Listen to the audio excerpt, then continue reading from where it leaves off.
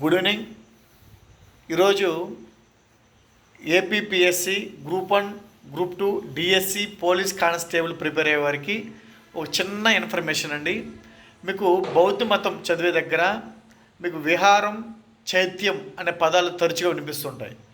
విహారం అనగానేమంటే బౌద్ధ మతస్థులు, బౌద్ధ సన్యాసులు బౌద్ధ మతస్థులు విశ్రాంతి తీసుకునే ప్రదేశాలని, ప్రజెంట్ హాస్టల్స్ ఏ విధంగా అయితే ఉన్నాయో అప్పట్లో కూడా కొన్ని ప్రదేశాలు ఉన్నాయన్నమాట. వాటిని విహారాలు అంటాం.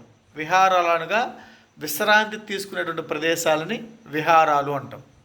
అదేవిధంగా ఇది చతురస్రాకారంలో ఉంటుంది.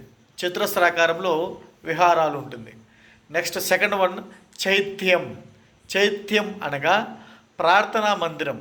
సో ప్రజెంట్ స్కూల్స్ ఏ విధంగా అవుతున్నాయి, వెళ్ళి స్కూల్స్కి వెళ్ళి లెర్నింగ్ చేసుకుంటాము.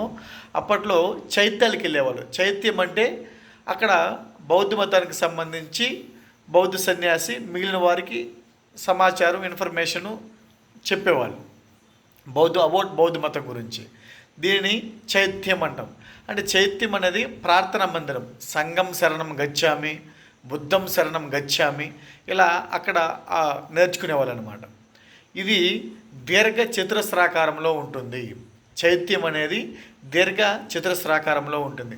సరే, దీన్ని ఎలా గుర్తుపెట్టుకోవాలి మేము అంటే చాలా సింపుల్. విహారం, విశ్రాంతి. విహారం అనగా విశ్రాంతి. ఆటోమేటిక్గా మీకు విహారం అనగా విశ్రాంతి అని తెలిసిన వెంటనే చైత్యం అనగా ప్రార్థనా మందిరం గుర్తుపెట్టుకోండి.